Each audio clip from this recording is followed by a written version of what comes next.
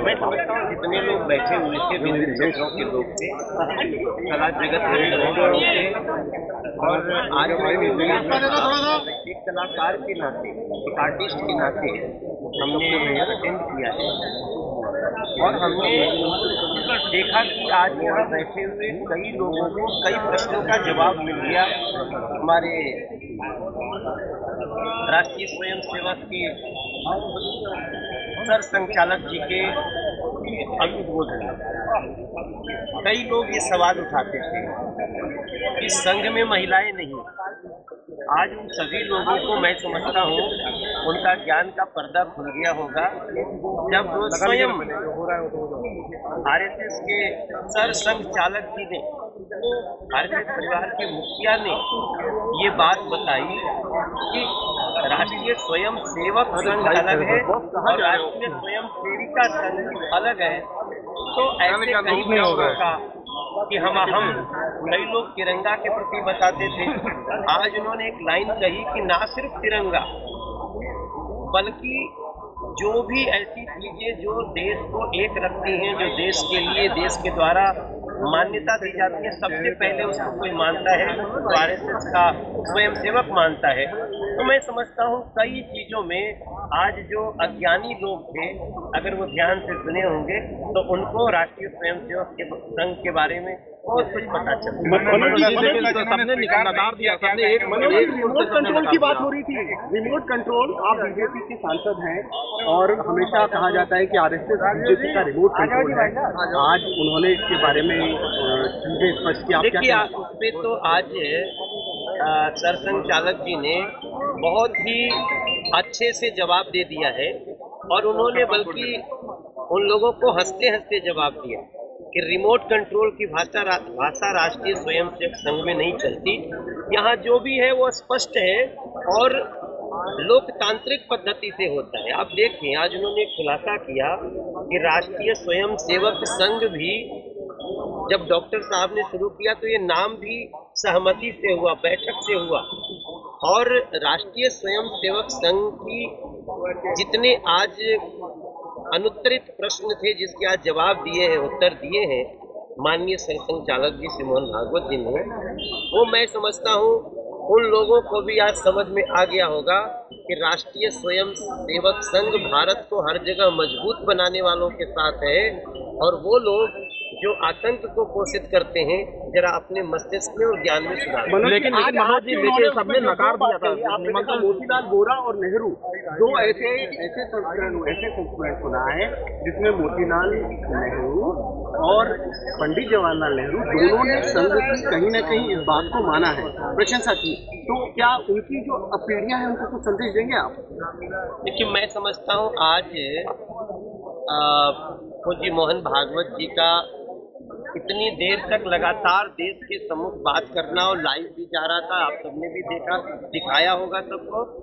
मैं समझता हूँ आज उनका बोलना कई लोगों को अपनी सोच से जो पंगु बने हुए हैं उनको थोड़ा फिर से उठने की एक थोड़ी सी खुराक दिया गया। और मैंने तो अपनी चीजें की है हमारे म्यूजिक, जो म्यूजिक वर्ल्ड है, जो हमारा संस्कृति है, वो आगे आए। और उन्होंने बहुत अच्छा लगा मोहन भागवत जी। अलग अलग पॉलिटिकल पार्टी के लोगों को भी बुलाया गया था, बहुत दिनों से चर्चा थी इसकी, कुछ लोग नहीं आए, कुछ लोग आए। आपके लिए ये एक जो आयोजन था वो किस तरह के लोगों के लिए था? मैं तो आया था, मैं बताना चाहता हूँ, ये दिल से बताना चाहता हूँ, मैं आया था मोहन भागवत जी की स्पीच सुनने के लिए और मुझे बहुत कुछ सीखने को मिला। खास करके ये टाइमिंग का कमाल है कि आज मैं एक फिल्म कर रहा हूँ सुई धागा, जिसका टैगलाइन आती है सुई धागा का मेड इन इंडिया जी। और वो चीज़ की if you can depend on your self, it is the best thing. और वही हमारी फिल्म है और वही मैंने सीखा है। यहाँ से बताया कि भाई हम बताना चाहते हैं कि we all should work towards the better India and towards the greater India, which is fantastic. We all make India. और मुझे बहुत अच्छा लगा बात सुनकर। और मैंने अपनी फिल्मों के बारे में बताया, मैंने बताया कि आज के जो हमारे राष्ट्रीय संगीत है, जैसे आप गाने बनाते हैं तो भाई जो हमारा बहुत बड़े कंपोजर हुए हैं जो कहते थे, हमारे फादर खुद सरदार मलिक साहब कहते थे कि भैया कुछ भी हो, कितना भी म्यूज़िक आ जाए, लेकिन जो रागदारी होती है उसमें अगर खोकर बनाया जाए तो वही चीज़ें मैंने की। आज मेरा गाना बहुत चल रहा है, आपने देखा होगा, अभी तेरा चाव लगा जैसे कोई घाव लगा, ये राग यमन पर आधारित है और लोगों को बहुत पसंद आया। तो मुझे यही बात है, जब मैंने कही तो उनको बहुत अच्छा लगा। It was a beautiful talk about the progress of a great nation India.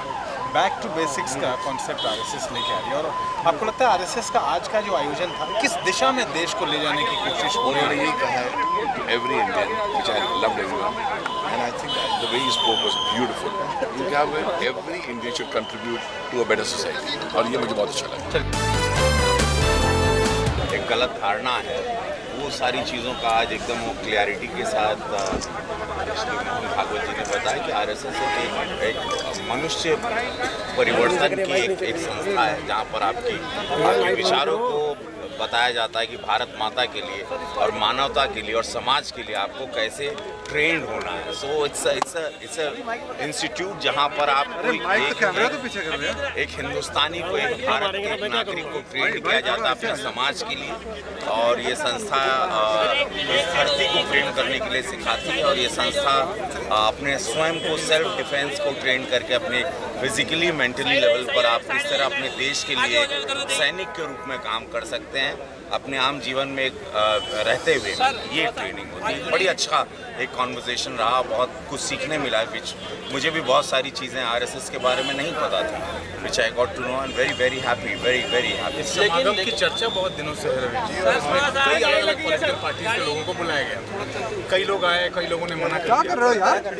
ये पॉलिटिकल था या फिर एक प्लेटफॉर्म पे हर समाज के हर विधा से जुड़ने की क्या प्रयास? ये यहाँ स्पोर्ट्समैन से लेके इंडस्ट्रियलिस्ट टू लेके actor, film fraternity, everybody was there. और यहाँ पर एक बात मैं बताऊँ, अंदर पूरे जो 1.5 घंटे के कॉन्वर्सेशन में एक भी बात पॉलिटिकल नहीं रही, एक भी बात पार्टी विशेष नहीं रही, सिर्फ और सिर्फ ये कैसे आरएसएस की स्थापना हुई, आरएसएस है क्या, आरएसएस की विचारधारा क्या है, ये किस धारा में चल रहा है और इसका उद्देश्य क्या है, किस तरह के भारत को देखना चाह रहा है या चाहता है, और किस तरह से भारतवासियों को अपने इस देश को देखना चाहिए, कैसे आप एक सुपर पावर बनेंगे वो, और उसके लिए पूरा अंग उसमें फिल्म वाले भी जुड़े, क्योंकि मोहन भागवत जी का कहना था कि पूरा शरीर काम करता है, तो देश एक पूरा शरीर है। इस यू कैन नॉट कि ये लॉबी को छोड़ दो, ये जाति विशेष को छोड़ दो, अगड़ा छोड़ दो, पिछड़ा छोड़ दो, या ये सिनेमा वाले हैं या कलाकार हैं,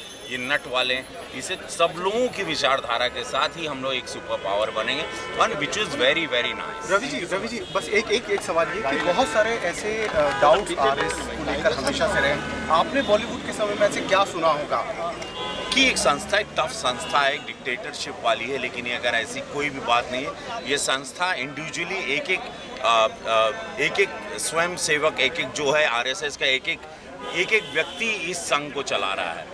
सो ये बात बड़ी अच्छी, और हर आदमी यहाँ पे प्रमुख है, ये संघ की विचारधारा बड़ी अच्छी लगी। आप पब्लिक कम्युनिकेटर हैं, आपकी बात लोग बहुत फॉलो करते हैं, आप क्या मैसेज देंगे अब जाकर? इस भारत को प्रेम करिए, इस भारत को सर्वश्रेष्ठ बनाइए, और हम सबको मिल के बनाना है, और हम सब आंसरेबल हैं इस देश के प्रति, हम सब लोग जवाबदेही हैं, इसका अन्न खाते हैं, हम लोगों को इसके प्रति वफादार रहना चाहिए। तो क्या अगले ऐसे समागम में आप आएंगे और आप अपने साथ और पब्लिक? ऑफ कोर्स यस, आऊँगा। Very nice, very riveting. Everybody enjoyed it. Everybody gave the whole, it was completely different perspective given for the artist. समाज के उत्थान के लिए काम करने वाला संगठन आरएसएस है। आरएसएस सबको साथ लेकर चलता है।